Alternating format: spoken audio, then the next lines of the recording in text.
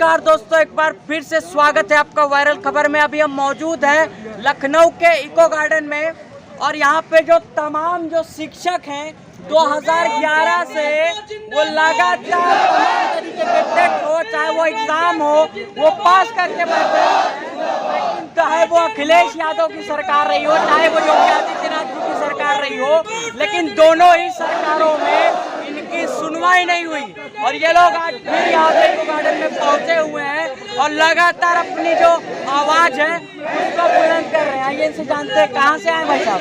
मैं मुरादाबाद से हूँ, नेपाल सिंह पाल, और हम लोग BEd टेट 2011 पास हैं, जो कि पिछले 10 वर्षों से हम लोग अपने हक व अधिकार के लिए दर बदर भटक रहे हैं।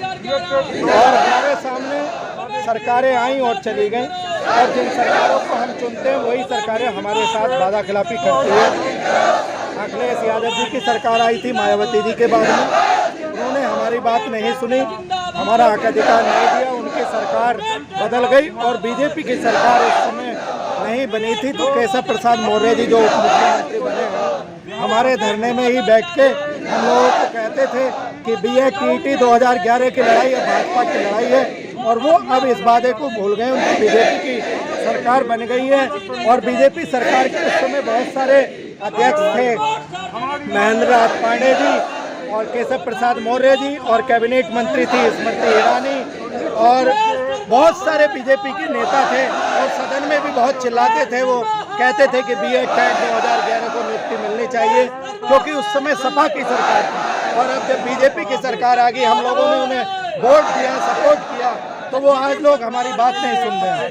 तो इनका साफ साफ कहना है कि जिन लोगों को इन लोगों ने वोट दिया, देकर के सरकार में लाए, वही लोग इनकी बातों को सुनने के लिए तैयार नहीं है। यहाँ पे देख सकते हैं जो छोटे छोटे बच्चे हैं वो भी आंदोलन में शामिल है और लगातार यहाँ पर अपने परिवार वालों के साथ आए हुए हैं। यहाँ पे आइए, कहाँ से आई है मैडम? लखनऊ से हैं।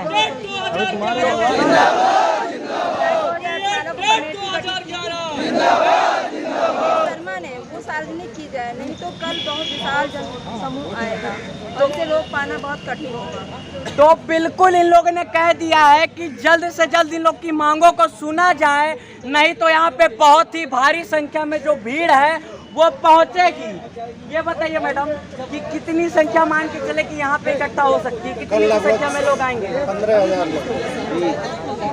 तो इन लोग का साफ साफ कहना है कि जो 15,000 की संख्या में जो है लोग यहाँ पे पहुँच सकते हैं। और लगातार ये लोग यहाँ इको गार्डन में बने हुए। कब से आए हुए हैं आप लोग? कब से यहाँ पे आए? 8 तारीख को ही आ गए थे सुबह, और यहाँ धरना अनुरोध चलेगा, और उसके बाद कल वहाँ धरना है, लोग आएंगे, भारी संख्या में लोग पहुँच रहे हैं, हर जिले से पहुँच रहे हैं। 30,000 लोगों की संख्या में यहाँ पहुँचने की उम्मीद है, और हमारी मांगे नहीं माने जाएंगे। फिर ये देखिए योगी सरकार हाय हाय, योगी सरकार हाय हाय, योगी सरकार हाय हाय के नारे ये भाई साहब है, योगी सरकार हाय हाय, क्यों योगी सरकार हाय हाय के नारे लगा रहे हैं? योगी सरकार इसलिए हाय हाय के नारे लगा रहे हैं क्योंकि योगी आदित्यनाथ ने खुले मंचों से कहा था BEd टेट वालों को नौकरी देंगे। 4.5 साल पूरे हो गए, कोई नौकरी नहीं दी।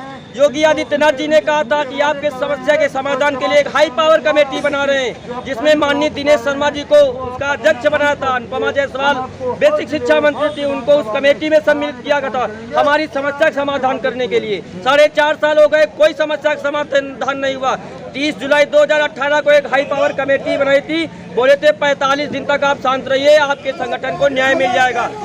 3 साल से भी ज्यादा हो गए, 8 दिन तक हम लोगों को न्याय नहीं मिला, कोई कमेटी रिपोर्ट सार्वजनिक नहीं हुई। हम सारे संगठन के सभी साथी आज एकत्रित हुए हैं कि हमारी जो कमेटी बनी थी उस कमेटी की रिपोर्ट सार्वजनिक की जाए और हमारी भर्ती प्रक्रिया को आगे बढ़ाया जाए। हमारे पीछे आइए, आपको दिखाता हूँ यहाँ पे हैं और लगातार अपनी मांगों को बुलंद कर रहे हैं और बहुत ही भारी संख्या में लोग यहाँ पर इकट्ठा हुए हैं। कहाँ से आए भाई साहब? महाराजगंज से आए। कब से आए यहाँ पे? कल से ही आए हुए हैं, आज दूसरा दिन है हम लोग का, और कल बहुत बड़ा प्रदर्शन होने वाला है, जिससे अभी बहुत से अभ्यर्थी रास्ते में हैं और हो सके संभव तो रात में सभी लोग आ जाएंगे और हम अपनी मांगों को जोर शोर से सरकार को। कहाँ से आए हैं? महोबा जिला डिस्ट्रिक्ट आला उधर की नंदी से आया हूँ भाई। और योगी सरकार से बड़ा तरक्की, बड़ी उम्मीद थी, बड़ी आशा थी। क्या कहना चाहेंगे सरकार को? यही कहना चाहेंगे कि अगर अब नहीं चाहते तो अब पछताए होत का जब चिड़िया चुग गई खेत। 2022 में आंधे मुँह जाओगे योगी जी। हाँ। निश्चित मानिए ये बात। हाँ, तो निश्चित मान ले कि 2022 में निकल जाएंगे योगी हाँ, जी। तो अगर जनता की फरियाद नहीं सुनेंगे तो इन्हें इसका खामियाजा भुगतना ही पड़ेगा श्रीमान। हाँ। इन्होंने वादा किया है हाँ। और वादा निभाइए। तो तय कर लिया है कि योगी जी को हटाना है 2022 में। नहीं, योगी जैसा मुख्यमंत्री कोई नहीं, लेकिन झूठा मुख्यमंत्री है भाई साहब। वादा करके भूल गए। चलिए ठीक है, इन लोग का कहना है कि इन लोग की मांगों को सुना जाए, वरना 2022 में मुश्किल लग रहा है। ये तमाम लोग यहाँ पे खड़े हुए हैं। कहाँ से हैं भाई साहब आप? मैं बलिया से आया हूँ। हाँ, तो क्या कहना चाहेंगे सरकार से? मैं सरकार से चाहता हूँ कि 10 सालों की पीड़ा हम लोग सह रहे हैं। आज जो कमेटी बैठी है, रिपोर्ट सार्वजनिक करके हम लोग नियुक्ति का मार्ग प्रशस्त करें, जिससे कि आने वाले समय में हम लोग जो कष्टमय जिंदगी झेल रहे हैं, आने वाले समय में हम देखिए हम शिक्षक के रूप में कार्य करें और शिक्षक के देश में अच्छा निर्माण करें। चलिए ठीक है, ये लोग साफ साफ कह रहे हैं कि योगी जी इन लोग की बातियाँ सुनिए, आप इन लोग की बात को सुनिए और नहीं तो 2022 में इसका खामियाजा भुगतना पड़ेगा। कहाँ से आए भाई साहब? गाजीपुर से आए हैं। तो कब आए गाजीपुर से? आज सुबह ही आए। तो कल और भी संख्या आ रही है? आप भी आ रही है, कल और आएगी, इससे कई गुना अधिक संख्या यहाँ पे आएगी। और माननीय योगी जी से निवेदन है, हाथ जोड़ के करबद्ध प्रार्थना कि वो हमें जो 17 चुनाव से पहले वादा किए थे, विधानसभा में संसद से लेकर सड़क तक बीजेपी के नेताओं ने वादा किया था कि हम आपके साथ व्यवहार अच्छा करेंगे, आपको नौकरी देंगे, वो अपने वादे को पूरा करें, अन्यथा हम लोग 22 के चुनाव में इनको सत्ता से हटाने तो तय कर लिया है कि अगर बात सुनी गई तभी वोट करेंगे बीजेपी को। एकदम नहीं तो बीजेपी नहीं है आएगी, नहीं चली जाएगी। ये सत्ता है, किसी की कटौती नहीं है, लोकतंत्र है, इसमें सबको वोट देने का अधिकार है। क्या नाम है? नरेश प्रताप। अच्छा, तो यहाँ पे देखिए ये लोग पहुँचे हुए, देख सकते हैं संख्या कितनी भारी दिख रही है। यहाँ पे आगे से लेकर के पीछे तक की संख्या जो है वो बहुत ही भारी संख्या यहाँ पर एकत्रित हो गई है। कहाँ से आए? औरैया से आए। कब आए औरैया से? आज आया, काफी कल संख्या में आएंगे, बहुत ज़्यादा कल संख्या हमारे हिसाब से लगभग 10 और एक हमारा जो आंदोलन है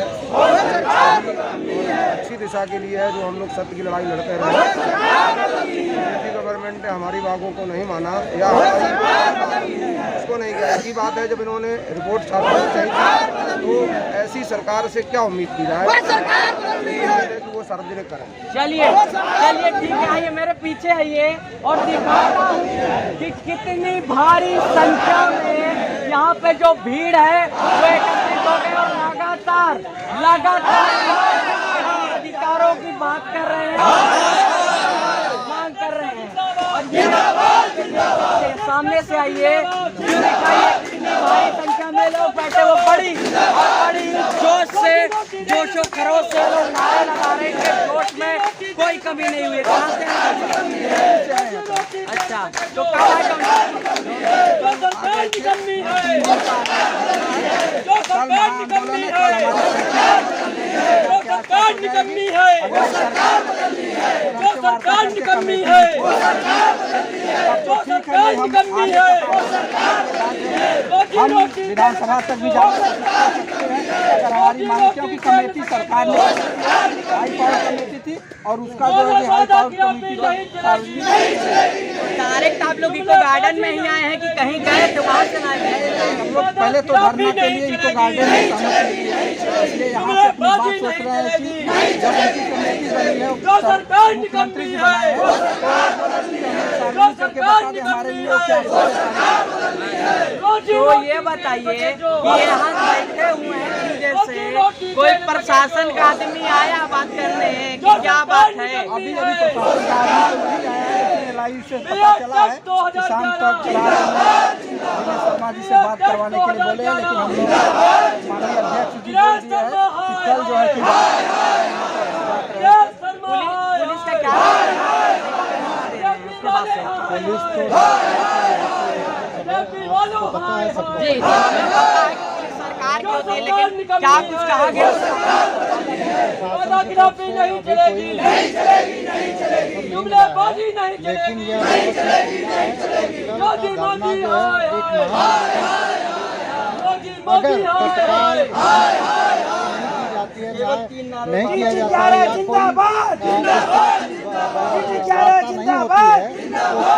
कोई जो आंदोलन एक महाआंदोलन का रूप ले लेगा, क्योंकि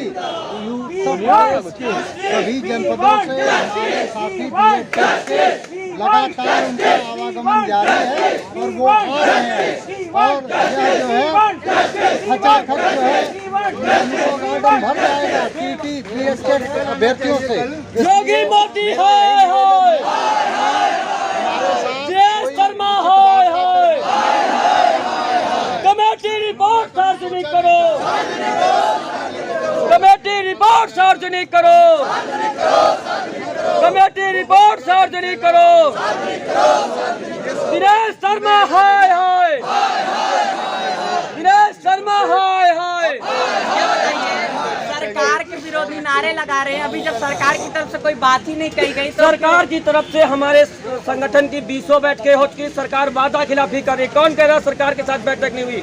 दिनेश शर्मा जी के साथ कई बैठकें हो चुकी है, लेकिन वो अपने वादा खिलाफी कर रहे हैं। वो उस कमेटी के अध्यक्ष बने थे जिस कमेटी को रिपोर्ट सार्वजनिक करने के लिए हम लोग बात कर रहे हैं। कमेटी की रिपोर्ट बैठक हुई, कमेटी में उन्होंने कहा था कि आप समय समय पे अपडेट देते रहिएगा कि हम लोग क्या कर रहे हैं। 3 साल से भी ऊपर हो गए, कोई कमेटी की रिपोर्ट में क्या प्रोग्रेस हुआ आज दिन तक मुझे नहीं पाया गया। हमारा मामला लंबित है, हमारे मामले को चाहे तो डॉक्टर दिनेश शर्मा जी सलूशन निकाल सकते हैं। वो हमारे यहाँ माननीय हमारे मुख्यमंत्री हैं, मुख्यमंत्री जी हैं, वो सलूशन निकाल सकते हैं। हम चाहते हैं कि हमारी समस्या का समाधान किया जाए। चलिए ठीक है, तो यही इन लोग का कहना है कि जल्द से जल्द इनकी समस्याओं का जो है सरकार कुछ निवारण करे, और नहीं तो ये लोग की संख्या जो दिख रही है सामने, इसका बहुत यानी 15 गुना बढ़ेंगे, यानी 15,000 के संख्या में यहाँ पे लोग पहुँचेंगे और पूरा इको गार्डन भर देंगे। इन लोग का यही कहना है, इसलिए सरकार से अनुरोध है कि इन लोग की बात को कम से कम सुना जाए। मिलते हैं अगले वीडियो में, तब तक बने रहिए वायरल खबर के साथ।